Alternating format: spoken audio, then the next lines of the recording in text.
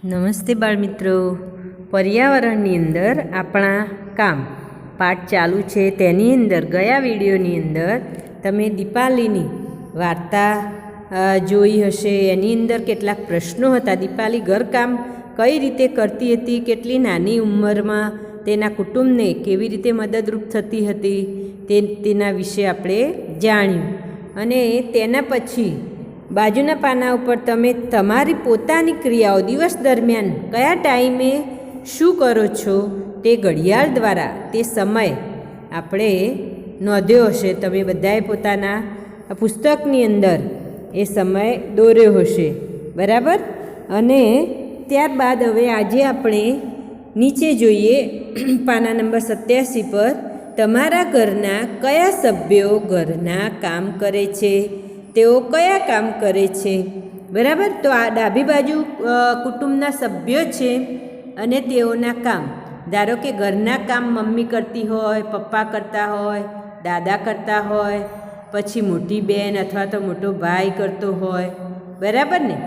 તો પછી તેઓ શું કામ કરે છે તે લખવાનું. ધારો કે મમ્મી એ મોટા ભાગે બધી જ મમ્મીઓ ઘરકામ તો કરતી જ હોય છે. ઘરકામની અંદર કયા કયા કામ આવે? કચરા આવે, પોતા આવે, રસોઈ આવે, બરાબર, સાફ સફાઈ આવે, કપડાં, વાસણ, બધા જ કામ, બરાબર ને. અને ઘણાની મમ્મીઓ નોકરી કરતી હોય તો એ નોકરી પણ આવે એમના કામમાં, બરાબર. ખેતીકામ પણ મમ્મીઓ કરતી હોય, ઢોર ઉછેરનું કામ પણ કરતી હોય, બરાબર, ઘણાની મમ્મી. તો આપણા ઘરે જે રીતે મમ્મી કામ કરતી હોય તે કામ લખવાનું. પછી પપ્પા લોકો મોટા ભાગે નોકરી ધંધો કરતા હોય, દુકાને જતા હોય, અથવા તો ખેતી કરતા હોય તો ખેતરનું કામ કરતા હોય, બરાબર. તો તે કામ લખવાનું.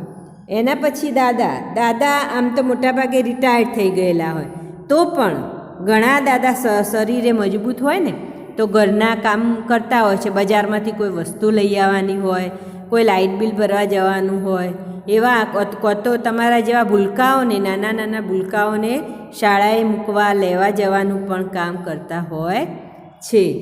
પછી મોટો ભાઈ હોય તો એને નવી નોકરી લાગી હોય તો નોકરી કરતો હોય, અથવા તો બજારમાંથી કોઈ વસ્તુ લઈ આવીને મમ્મીને એ રૂપે મદદરૂપ થતા હોય છે. પછી મોટી બહેન હોય ને તો બહેન મોટે ભાગે મમ્મીને ઘરકામમાં મદદ કરતી હોય છે અને પોતાનો અભ્યાસ કરતી હોય છે, બરાબર.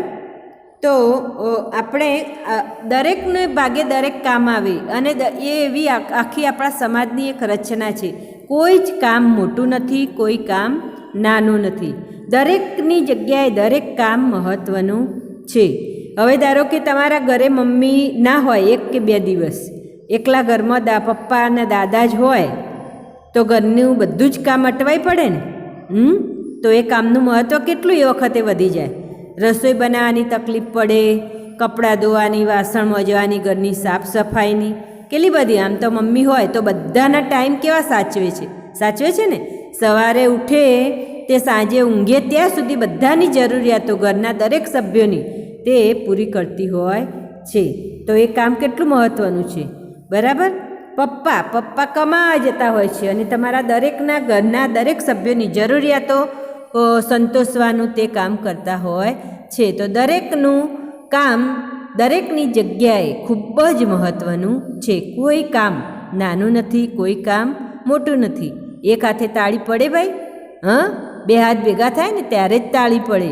ત્યારે જ એવી જ રીતે આપણા કુટુંબની અંદર પણ સ્ત્રી અને પુરુષ બંને અને બાળકો મળીને બધાના સહિયારા પ્રયાસથી આપણું ઘર કુટુંબ સરસ રીતે ચાલતું હોય છે. એકાદું પૈડું જો એકાદા સભ્યનું કંઈ આગું પાછું થાય તો તરત એમાં ઓટ આવે છે કે એની અંદર તકલીફો આવવાની શરૂ થઈ જતી હોય છે.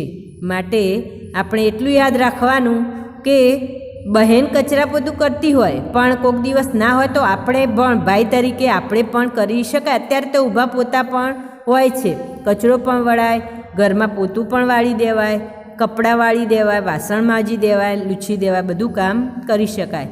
કોઈના માથે એવું નથી લખેલું કે આ કામ અમને જ કરવાનું અને આ કામ આમને જ કરવાનું, બરાબર. તો આ રીતે આપણે આ પ્રશ્ન આની અંદર લખીશું.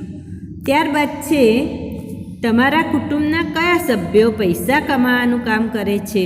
પૈસા કમાવાનું કામ ધારો કે પપ્પા હોય, દાદા હોય, મોટો ભાઈ હોય, બરાબર. તો આપણા ઘરમાં જે લોકો બહાર કામ કરવા જતા હોય, મમ્મી પણ હોય, નોકરી કરતી હોય તો બરાબર, તો દરેકના ઘરે જુદા જુદા સભ્યો આવે તો એ સભ્યનું નામ લખવાનું છે. એટલે કે પપ્પા હોય તો પપ્પા, મમ્મી હોય તો મમ્મી, દાદા હોય તો દાદી, બરાબર. અને પછી તેઓ કેવા કામ કરે છે, તેઓના કામ. પપ્પા શું કરે છે? ધારો કે એન્જિનિયર હોય તો, ડૉક્ટર હોય તો, ખેતી કરતા હોય તો ખેતી, ડૉક્ટર, એન્જિનિયર, દુકાન, એ બધું લખવાનું. દાદા જે કરતા હોય એમને કોઈ દુકાન હોય, ગંજ બજારમાં કંઈ કામ કરતા હોય, નામું લખતા હોય તો પેઢી કામ કરતા હોય તો એ પણ લખી શકાય. ભાઈ હોય તો કદાચ ટીચર હોય, શિક્ષક હોય, ટ્યુશન કરાવતો હોય તો એ રીતે પણ લખી શકાય. એવું નહીં કે બધા જ ખાનામાં આપણે લખી દેવાનું. ઘરમાં જેટલા સભ્યો પૈસા કમાવાનું કામ કરતા હોય એટલા સભ્યોના નામ લખવાના. નામ નહીં એટલે સભ્યોનો સંબંધ લખવાનો, પપ્પા કે દાદા કે મમ્મી કે ભાઈ કે, બરાબર. અને પછી સામે તેઓના કામ લખવાના. આપણે આની અંદર એ લખીશું, બરાબર. હવે નીચે એક પ્રશ્ન છે કે તમારા કુટુંબના કયા સભ્યો કામ કરે છે પરંતુ તેઓને તેના પૈસા મળતા નથી? હા, બહુ મસ્ત પ્રશ્ન છે ભાઈ. યાર, કે તમારા કુટુંબના એવા કયા સભ્યો છે? કયા સભ્યો છે ભાઈ? હા, સમજણ પડે છે તમને? મમ્મી છે, બેન છે, દાદી છે. ઘરની મોટાભાગના સ્ત્રી વર્ગ છે ને એ ઘરના કામ કરે છે, બહુ જ મહત્ત્વના કામ કરે છે, તો પણ એમને એના પૈસા મળતા નથી, બરાબર ને? તો આપણે એમાં લખીશું કે મમ્મી, બહેન, દાદી, બરાબર. ઘરના જે લોકો કામ કરતા હોય ને એમના પૈસા ના મળતા હોય એવા સભ્યોના અહીંયા લખવાનું છે નામ. પછી આગળની પ્રવૃત્તિ છે કે તમારા દાદા દાદી પાસેથી જાણો તેઓ જ્યારે બાળક હતા ત્યારે કેવા કામ કરતા હતા. પહેલાંના જમાનામાં તો ઉપરની જે લીટી આડી છે ને એમાં દાદા વિશે લખજો, નીચે દાદી વિશે લખજો. ધારો કે દાદા, તો પહેલાંના જમાનામાં આવી નોકરીઓ, ધંધા એ બધું નહોતું. ખેતીકામ હતા, પશુપાલન હતા, બરાબર. તો પુરુષ હોય, ધારો કે દાદા, તો એ લોકો ખેતર ખેડવા જાય, વાવવા જાય, પછી એનું પાક જ્યારે પેલો થાય ત્યારે એને વાઢવાનું હોય, લેવાનું હોય. બળદગાડું હોય તો બળદગાડાની અંદર એની અંદર ભરીને ઘરે લાવવાનો હોય, બજારમાં વેચવા જવાનો હોય, એવા બધા કામ કરતા. અને દાદી ઘરનું કામ કરતા, સાથે પશુપાલન પાળતા અને ખેતરમાં પણ ખેતી કામમાં મદદ કરતા. આ રીતે એ લોકો જ્યારે એ કામ કરતા. બાળક હતા ત્યારે તો નાના હતા ત્યારે પણ તેઓ પોતાના માતા પિતાને આવા જ કામની અંદર તેઓ મદદ કરતા હતા, બરાબર. દળણા પણ દળવાનું કામ પહેલાં જાતે જ કરવું પડતું. ઘંટી હોય એની અંદર દાણા નાખીને લોટ બહાર નીકળે એને પણ દળવું પડતું. એવા કામ કરતા. પાણી પણ કૂવેથી ભરીને માથા ઉપર બેડા મૂકીને ઉપાડીને ઘરે લાવવું પડતું. આજની જેમ દરેકના ઘરે ઘરે નળ નહોતા. એના પછી છે સરલા તેના બાને આ જ પ્રશ્ન પૂછે છે કે બાએ જવાબ આપ્યો, જ્યારે હું નાની હતી ત્યારે મારે મારા વડીલોને લાકડા વીણવામાં, છાણા બનાવવામાં અને છાણથી દિવાલ લીંપવામાં મદદ કરતી હતી. હવે આપણી પાસે સગડી છે જે ગેસથી ચાલે છે. આપણા ઘરની દિવાલો અને છત સિમેન્ટની છે. સરલાને તેના બાએ બાળપણમાં જે કામ કર્યા એવા કોઈ કામ કરવાની જરૂર નથી. અત્યારે તમારી જોડે બધું જ છે. ઘર સિમેન્ટના બની ગયા, ઘરે ગેસની સગડી છે, બરાબર. તો છાણા પણ થાપવા પડે કે લીંપણ પણ લીંપવું પડે નહીં, લાકડા વીણવા પણ જવું પડે નહીં. પહેલાંના જમાના એ બધી સગવડો નહોતી તો એ લોકોને એ કામ કરવા પડતા હતા. અત્યારના બાળકોને એવા કામ કરવા પડતા નથી. હવે આગળ કે તમે અને તમારા વડીલોએ બાળપણમાં કરેલો કામ વિશે લખ્યું, બરાબર. આપણે લખ્યું ને એની અંદર એમાં તફાવત છે? તો હા, તફાવત તો છે ને કે પહેલાંના વડીલો જ્યારે નાના હતા ત્યારે એમને આવા બધા કામ કરવા પડતા હતા, પણ અત્યારના બાળકોને આવા કામ કરવા પડે છે? નથી કરવા પડતા, કારણ કે આધુનિક સગવડો બધી આવી ગઈ છે. અને અત્યારના બાળકો મોટાભાગે અભ્યાસ કરવામાં, રમત રમવામાં એવા બધા અમુક ક્લાસીસો ચાલતા હોય, ડાન્સિંગ, સ્વિમિંગ, સ્પોકન ઇંગ્લિશ એની અંદર પણ જતા હોય, એટલે મોટાભાગે જ્ઞાન મેળવવાનું કામ વધારે કરતા હોય છે. બરાબર. તો દીપાલીએ ઘરનું કામ કરવા શાળાએ જવાનું છોડવું પડ્યું. તમારા પડોશમાં 5 વર્ષથી ઉપરના બાળકો જે શાળાએ જતો ન હોય તે શોધી કાઢો. તમારા આજુબાજુ તમારી તપાસ કરવાની, હા ભાઈ, અને જોવાનું કે આપણા આજુબાજુમાં કોઈ શાળાએ જતું ન હોય તેવા બાળકોને શોધી કાઢવાના.